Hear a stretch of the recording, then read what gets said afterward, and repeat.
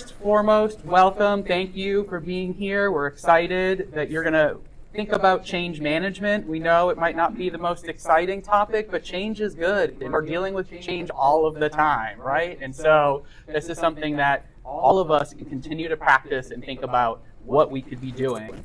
And so just some quick introductions of each of us.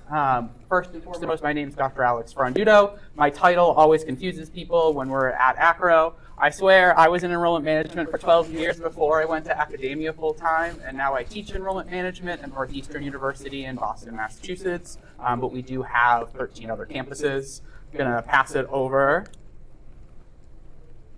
Hi everybody, thanks for coming. My name is Chuck Knepfle. I'm the Vice President for Enrollment Management at Portland State University. I've also worked at two other large four-year publics, Clemson University and Miami University in Ohio. And I'm going to tell you, and my background is primarily financial aid before I got into enrollment. I'm going to talk a little bit more about that when I present. Hi, Luke Schultheis. I'm currently a senior advisor with myFootpath, and I'm helping an institution in North Dakota put together an enrollment division. My background includes being a chief enrollment officer at 4 institutions and chief academic twice. Hold that for me. Okay.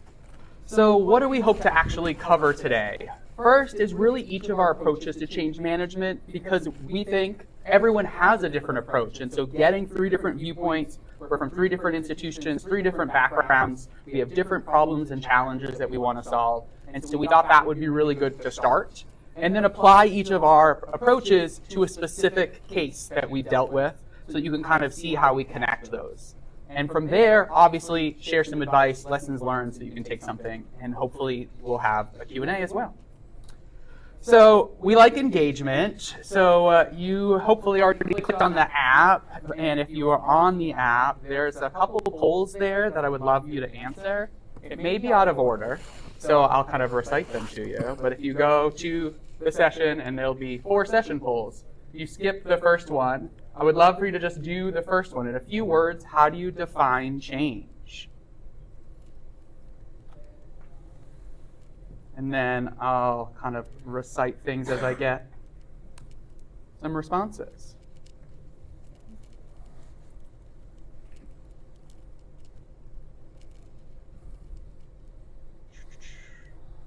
Innovation, adjustment to the reality, improved efficiency, evolving, growth, movement from one state of being to another, transformation, adaption, I love that, updating, doing something different. Great. That, those are the things that we're going to talk about. We are in constant change and adaptation, especially over the last several years. And so we're going to kind of really talk and engage with that. By a show of hands, just the app might just be a little bit more annoying. How many of you feel like you've screwed up a change? Like you tried to enact one and you're like, oh, dang, right? And so again, the more we practice, the more we learn from each other is really our goal here. And so just know you saw all of those hands, right? You're not alone in that situation. And then we also, by a show of hands, just again, because of the app, how many of you have read a book on change management? How many of you read more than one book? Okay, well, I love this. Okay, so that's another approach we're going to get to, is that each of us come from different viewpoints and have read different things. So there's always so much more reading. Again, I already said this, I'm an academic now, so like all I care about is telling you about articles and books and readings, right? Give you some homework. So to come to this from before we talk about each of our approaches is just to go over the change curve, which you may or may not be familiar with. I relate this a lot to thinking about how we are supporting our people, whether it's an employee, whether it's a student, anything in between. And really how we're thinking about change. Change is hard and it's emotional. And I think that emotional piece is what people forget. People are thinking, oh, we just got to do the change because we need to do this for students or for the institution, and we just move on. And most people don't walk through this curve until the change is happening. Or my first piece of advice to anyone, if you haven't done this, is you should be going through this curve when you're talking about the change, not actually enacting the change.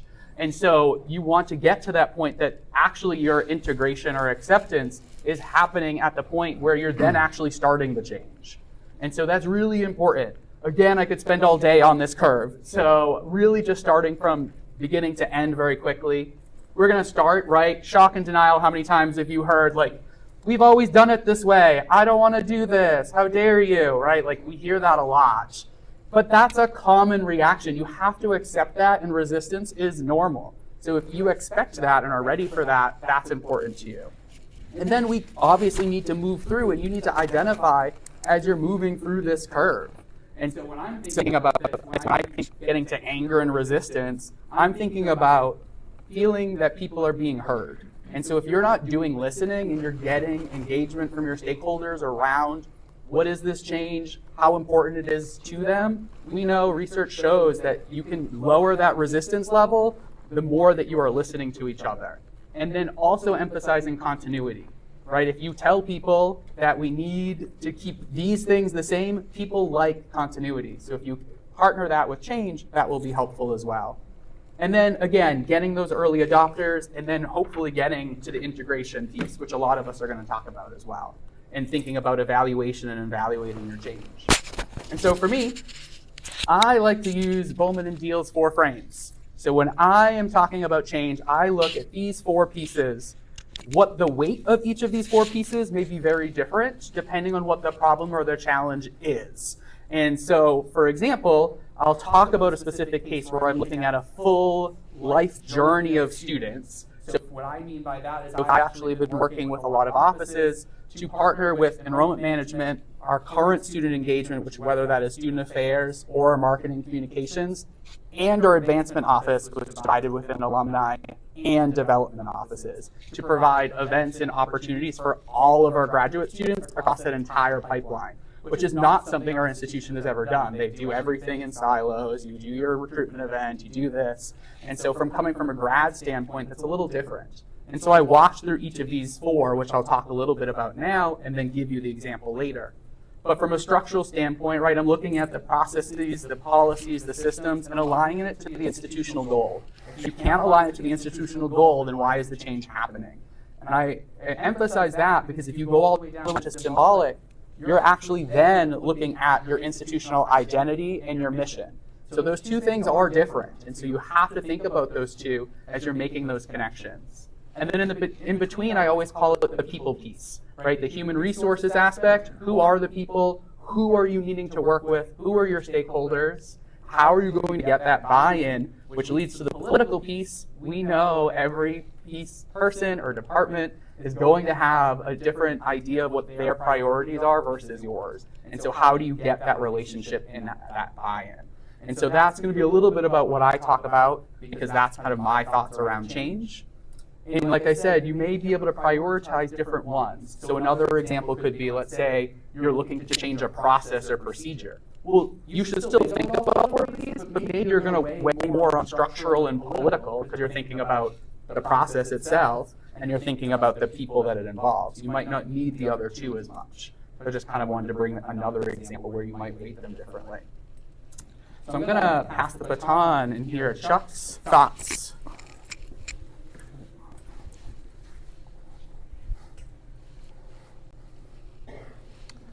All right, so Alex started us out great with talking about the theory of change, and he is a change model, which is really cool, and I saw a bunch of cameras going. I'm really appreciative of that. I'm going to talk about a specific problem that I've worked with, and for any of you in student service, you've probably had a similar issue.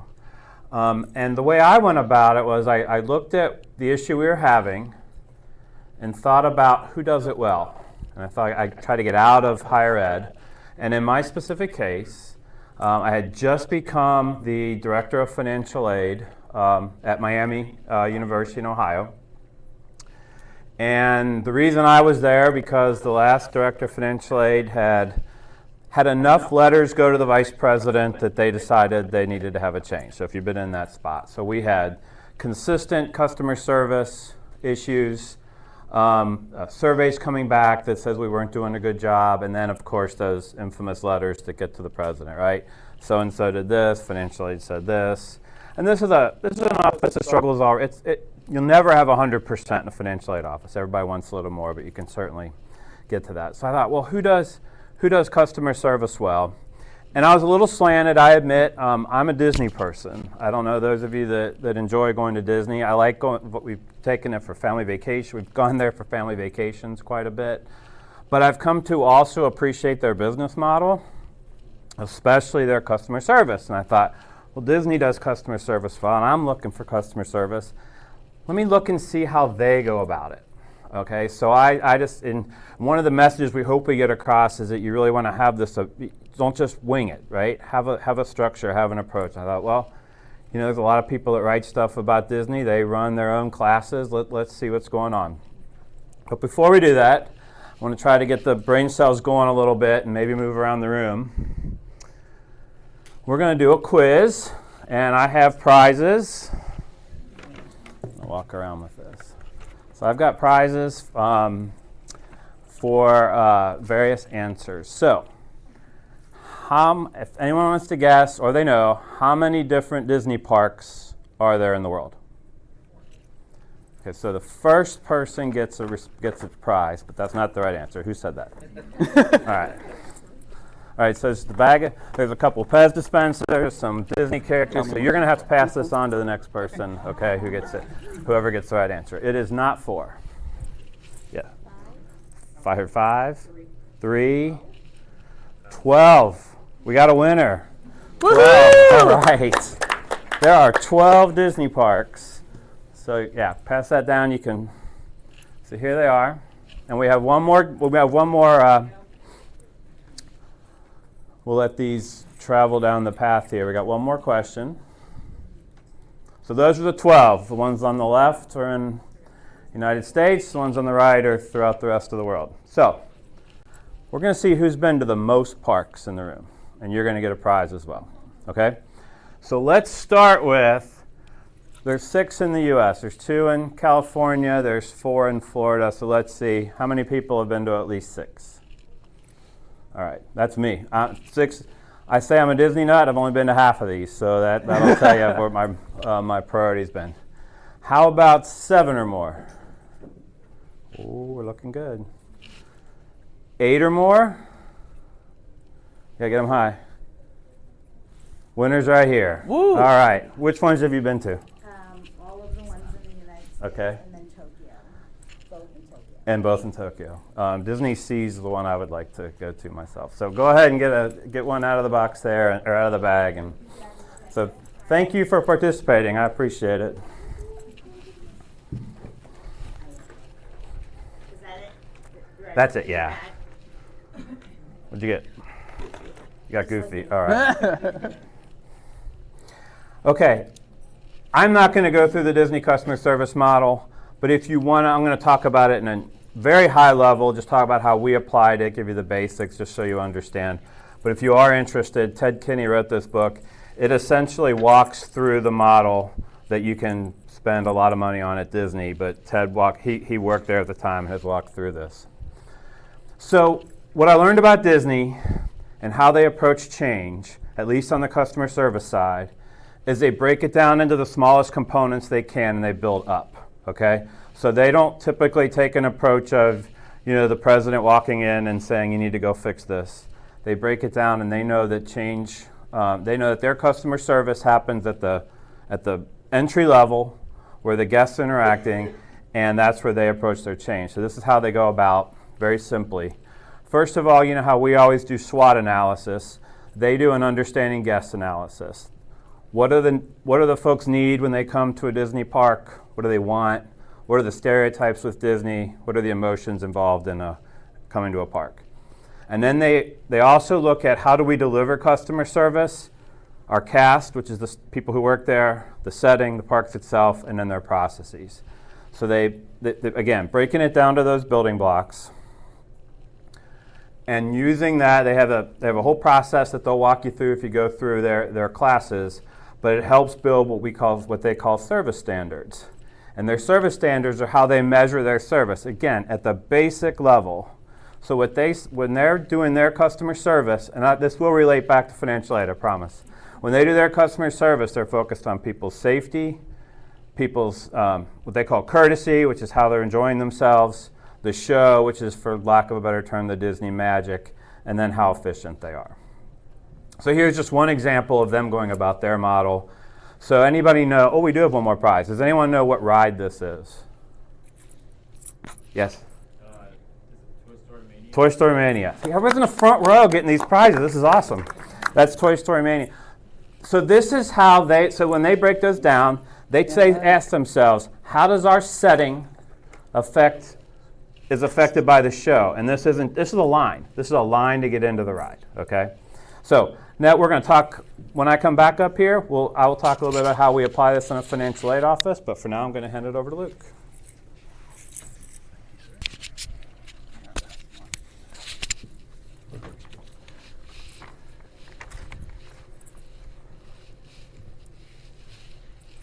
Now I can't see you, so if you leave, I won't know. So now's the time.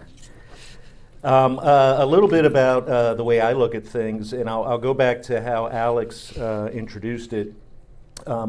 We're looking at it through three different lenses. One is theoretical, one is through a corporate set of guidelines or recommendations, and the other is through working with an external partner. Whatever you choose, it's dependent upon your own situation, right? And whatever we discuss today, you're going to put it into your own context because we've all got different issues here. To me, I look at these three things first. So it's parts of what Alex initially represented. The first part was appreciating the traditions.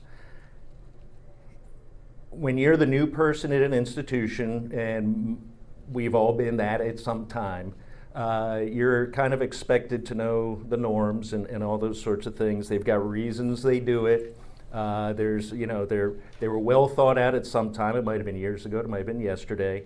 Different people exercise different amounts of social capital to get things done, right? They may have put their kind of reputation out there, if you will, so they're kind of hesitant for someone to come in and change it. There are some where folk will just dig in. I remember very clearly working at an institution where we decided we were going to start delivering graduate courses in an online format. And we were having meetings with our OPM and a bunch of staff who would need to be involved at the decision-making level. And our registrar was listening through to all of this, and she had been there probably 30 years. And very well respected, and she interrupted a point that someone was making and said, okay, just so I've got this right, we're going to be offering these programs, people somewhere else are going to be taking them and all this kind of stuff. Yes, Carol, that's what we're going to do. Okay, they're going to need to complete these things, right? Right. Still, you're still a student, you got to do all the right stuff. Okay, so they're going to need to come to my office to sign this form. I was like, Carol, no, they're not in this state. Well, I don't know. They got to sign the form. I said, Carol, I bought a car last week online. She's like, what? I said, you can do it. And we had to have an offline discussion because I was really close to, telling her what today was like, but I didn't do that. So recognizing tradition, and then that rolled into politics.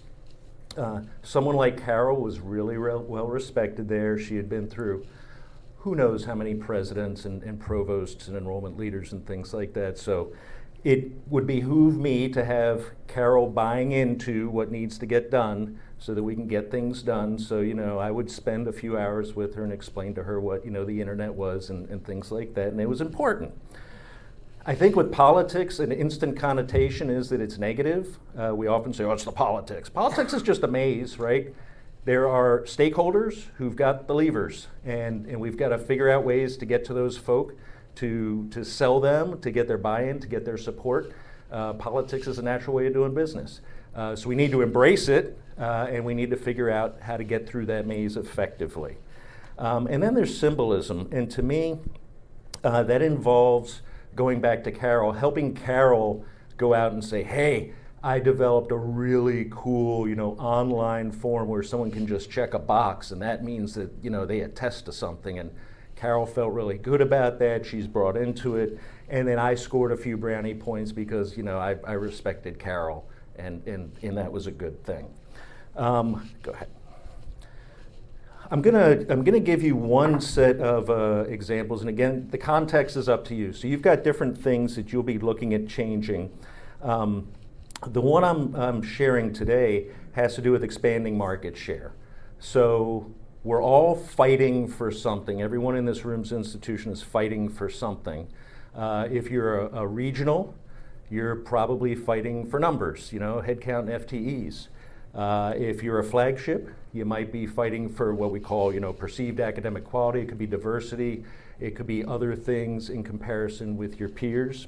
But the issue at hand is these are things you're going to implement change management when it's going to be something with a big impact. So it's not going to be, I'm going to tweak the process. We're going to change our open house or something like that.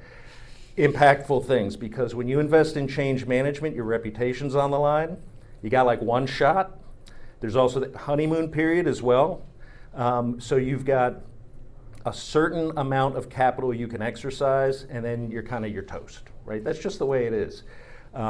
So in this example, I'm using a regional institution that's beginning to suffer from the cliff, if you will. And if you were at a SEM conference 12 years ago, I remember I gave the opening speech and it was on the cliff, right? I was there. I heard it because I gave it.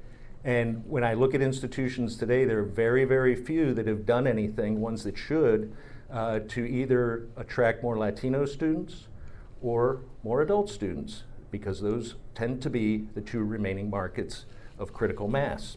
So these were critical things for an institution to look at. When we talk about big issues here, some of these 5 points were really critical ones that the institution needed to deal with. We need to bring back students, but we've got 300 majors, but they're all highly, highly specialized.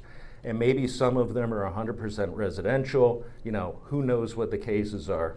But we've got to be able to, as they say today, be there, meet the student where the student is. Centralized administrative services. This can be a real conundrum often if we've got folks kind of siloed throughout the institution. I do this, but I'm not going to do it for you. I'm going to tax you if I have to do it, or maybe I'll put you second, or whatever the case is. There's a lot of push and pull with that. If you're looking at traditional admissions offices, we typically are focusing on those two populations. I don't know about you, but I've heard board members, say, well, I've got a kid in 6th grade and some college came in and was talking about college and stuff. And I'm like, I could use 10 more recruiters to go out and get you some seniors graduating. I can't talk to 6th graders this year. The politics at the institution, if we think about the current tenure of presidents, I think it's somewhere down to like 3 to 5 years when it used to be 6 to 8 or something like that. There's really one thing they can do to make an impact. There's not enough time in 3 to 5 years to get new buildings built, to discover new things, to bring on, famous award-winning faculty, or to raise significant amounts of money. There's just not enough time. The one thing there's enough time to do is impact enrollment. So it always falls upon us to make that short-term impact. And very often, what we hear at institutions is we'd all love to do this, this, this, and this, be more distinctive in this. We don't have the funds for it. And it usually boils down to a lack of net tuition revenue. We may have more butts in seats than dollars coming in the door. And if we're not managing it properly, we're not able to reinvest back into the academic enterprise. So in looking at an institution, when I go in the door at least, I'm looking into these different things, tradition, politics, and symbolism, and I've got to figure out what's the quickest way to get something done. It's often very challenging to go in and getting good graces with all the departments. If you're an enrollment management vice president, I was at an institution, we had 22 different units I had to be responsible for. I don't have time, in a calendar year to get each of those 22 units aligned with something, especially if I've got something I need to do quickly, because politics is critically important for the president's success. So we've got to do something different, and often we'll bring in an outside firm to do stuff, and it's not a bad way to go. What we essentially are looking to do here is drive rapid change across units. And again, when we've got to get to know all of our people and things like that and coerce them, and some have been here a long time, some are bringing in their best practices and such, people already have an image of you. I've worked at Publix and then go to a private. They're like, you don't know what we're like. I'm from New York. I'd go work in another state. They're like, we don't do it like you guys. So there's a lot of these implicit biases that you've got to get over. Can you do it? Yeah, but are you going to be able to affect major impact quickly? It's a real challenge. And then looking at assessing and revising the practices. So we're not just looking to come in and use force to enact change. We're looking to make some different policies, some different practices institutionalized, so that essentially when the project's done and our partner walks out the door, we're set up to be able to continue that. There's a transfer of knowledge, there's a transfer of practice and processes and things like that to help us sustain it. Some examples here over on the left-hand column include a number of different things that need to get looked at if you were bringing back this population, for example. It's a significant lift. You can imagine opening up a new market's a big challenge. It's not just like we're going to go to another high school, we're going to go into another state and discount them or something of that nature. You're looking at involving other external entities. You're looking at working with deans to create new degree pathways. You're looking at the financial impact projections. So, our CFOs only like us if we're able to give them good projections, because they're ramping up that budget based upon what we've told them we're going to bring in the door. They're allowing for spend based on what we said we'll bring in the door. Those monies are spent before our people tend to come in the door, so we can't let them down. We've got to have a real accurate projection. And then some things over there on the right, which again, don't tend to be things that I as an individual can do. I've certainly gone through a number of initiatives on my own to try to attract new markets. I can't build a Latino program. It's too much work. I'm not an expert in it. I can't go build an adult recruitment program. I don't have access to the leads with good communication data. I don't have the bandwidth because I'm trying to get my seniors and my transfer students in the door. So there are different things I need to do to get these done, and what I would choose in this case would be to go out with a partner.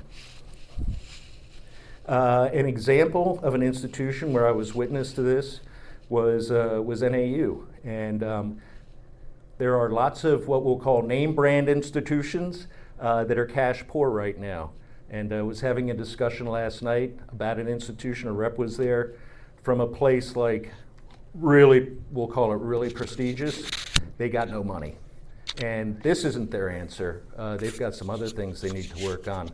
But the issue there is, at this institution, because they were looking at a number of those different steps, if you will, on the right-hand side, same offices in place, processes changed. You can see a yield there of 6 to 66% of admits with the same staff, just because there were some external viewpoints as to how you did stuff. A different look at academic pathways. We don't need to create a graduate program for every undergraduate program. We don't need to create an online program for every on-campus program. There are different ways to do these things. Much easier if you rally the support of an organization to come in as expert, in my experience, to be able to talk to the stakeholders and get these types of things done. Even going down to the bottom, to Chuck's earlier discussion about challenges with financial aid. We all have been there. So, people want to know, what's it going to cost me? And forget about the government issues and things like that. It's a real challenge. To be able to help people make decisions much earlier is going to have a financial impact. So I can share with you without question, because I've seen it, $32 million is being invested back into the academic enterprise. And that's enabling them to do things that they've had on their board for a long time.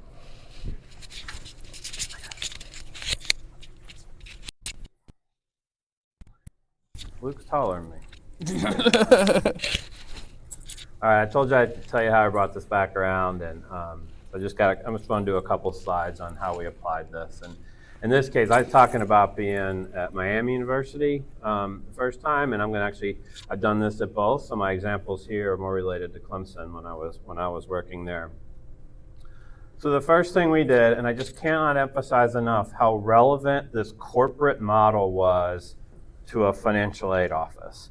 And if you think about where a student would want to be, 1,000,000 times, if you ask them, you'd probably be close to 999,000 would be rather be at Disney, but you can still apply the same model, and that's really what I hope I leave you with. But here's how we went about it. So we discussed in the financial aid office about the needs, the wants, the stereotypes, and the emotions of students coming to a financial aid office.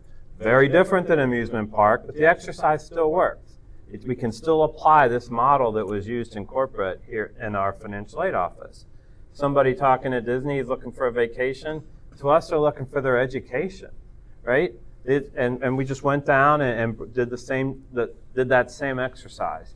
And then we looked, who's delivering? How are we delivering customer service? Again, same sort of model as Disney. We've got people, we've got our office. We expanded that definition to our website, which is at the time probably 50-50. Now it's, we don't have any lines anymore. It's not because we're doing a great job necessarily. It's because the students want to be online, right? You have to adapt. And then our policies and procedures, which we had control over some and not over others. And we had to take that into account. So we went through the exercise of creating customer or service standards for our office. And this is what we came up with: respect. Students want to walk in and know that we respect them. We're listening to them, that we're going to hear their stories. Some of the worst stories you'll hear are in the financial aid office about families broken apart and that sort of thing. And that's what we decided was our students' primary concern. Second, I use the word knowledge, but what this means is we don't say the words, well, I guess, I think. We know the answer. If we don't know it, we're going to get to you, right? We're not going to guess. Third, efficiency. Unlike Disney, we didn't have essentially unlimited budget. We had to make sure we were doing things that made sense for us in the budget we were working with. And responsiveness. So students want their answer quickly. But we decided they would rather have the right answer a little slower than a guess quickly. And so this is the same model. We came to very different standards, but we followed that model that we learned with Disney. We actually went and we created a pamphlet, a flyer. We put it up in the office to remind people, here's what our standards are. And we're trying to get the change towards the approach to customer service down at the lowest level we can and let it come up. And then lastly, just our example. So I showed earlier how Disney applied their idea, their service standard of show to their wait lines. And it's an exercise that came up with 30 or 40 ideas, right? And this is one of them. But we had one of those big, long U-shaped counters where it was kind of a bullpen, and we had 3 or 4 people, and somebody walked up, and you walked up to a computer, and you told your story. And we decided, you know what? If we think about if respect is our primary service standard, we're going to we're going to set up a lobby, and we actually modeled it after an emergency room lobby. If you think about when you go to an emergency room, you sit down, and there's walls on either side, so that it's not perfectly private. But a student can have a much more private conversation with Shane there in the middle here than he could when it was just one big lot. And it's just one example of the changes that we saw that helped us improve our customer service scores. And I'm going to turn it back to Alex, who will wrap things up for us. Oh, you go that way. Thank you. I know you missed me. I was sitting for so long, but now I'm here. I'm just kidding. So mine was really around leadership buy-in. So my problem that I started to mention is really around the idea of the student lifelong journey. And what I mean by that is really starting from the enrollment management piece of recruiting prospective students all the way to alumni engagement and obviously potentially donor as well. And how can we all collaborate in a model? Because for me, how my institution is structured, as I mentioned, we have almost 14 campuses. We have 11 in the US, 2 in Canada, 1 in London. All of them have potentially separate offices. All of them potentially work tandem and matrixed. And we are within, for me specifically, within a school of a college, of the university. So there's a lot to deal with just there if you're trying to make a change between all of those different functions. And so I needed to find a way, kind of like Luke was saying, like, there's no way that I can do everything and anything to every individual person. And so I needed to really find a way how I could get buy-in at a global scale, but give that individual approach. And so really what I tried to do is look at my model that I talked about and kind of decide who and what is going to be most important. And so when I look at that, this is just a quick reminder of those 4 areas, right? So structural, human resources, political, and symbolic. And I broke those into different pieces and thought about, okay, well, structurally, there are so many offices and so many people. So essentially, what is my plan of attack? And I needed to essentially get the buy-in and the relationship building from each of these individuals. And so I did take somewhat of an individualized approach, which took time, but it ended up me allowing to get what I call my cheerleaders as I created a strategic plan that had to go to senior leadership and the president of like, this is worth the money or this is worth the resources. And how I did that was also creating a roadmap and clear expectations for each individual, because again, as we also tandem with political, everyone had their little slice of the pie. They wanted to recruit their students, or we wanted to make sure our students were going to events, et cetera, et cetera. And so I really wanted to think about how could we maximize efficiency, but also obviously look at some type of ROI in a variety of, whether that's student success and retention, or again, potentially donations. And for me, I needed to think a little bit more about the student, right? Like everything I just said is looking at each individual office. And like I mentioned, the people is not just the staff that's involved with that change. And so for all of us, right, thinking about the student, and I think Chuck said that really well, with his whole model was around customer service and serving his students. And so for me, it's like I tried to combine kind of both of their thoughts and thought through what does that actually look like and how I created it. And for me, understanding those competing priorities was really tough because all of our budgets are separate and our resources are separate. So how can I get that buy-in also from a financial standpoint? How can I sell it to someone to say, individual departments should put money into this bucket that is essentially going to take money from something else, right? That is a huge buy-in that you need to get. And so essentially what I looked at after that was presenting it to each person and presenting a plan of how I thought we would be able to work together. And again, we always talk about data being really important, and I'm not here to tell you that data is not important, especially in all of our positions, but anecdotal in the actual showcase of the impact is also very important. And so what I actually did is started to pilot different pieces and bring these offices to those types of events. So for example, we held an event in Seattle actually, because we have a campus. And I made sure that individuals from those different offices were at that event. Not that they were working it, I just invited them more socially, but they could interact with students that they may have not always been interacting, because again, EM would be with perspective, et cetera, et cetera. So they actually got to see the whole gambit, and we had that buy-in from that point, the Seattle campus, and then actually heard how much all of these individuals loved to coordinate. We're from a graduate student population, so there isn't that much of a division of a line of like, oh, I'm been graduated forever and now I'm coming back. Like our age kind of spans 20 all the way to like 70, and so it allows that kind of flow. And I also came with a solution. So when I actually got this buy-in, put the plan together, got people to actually put money into this pot because they believed the same mission that I believed in, I was able to then go with a solution instead of a problem, which how many of you have ever told your staff to come with me with a solution instead of the problem? And so I was able to give that to leadership. So at that point, when I was presenting everything, I already had people saying like, yeah, I want to do this, I support this, I want to have this involved, to the point that I even had our development office talk to our alumni office, which seems weird because usually they're all in an advancement, to the point that I had each of those individuals say, we just had the best meeting together ever because we were all partnering in a shared vision that wasn't always there.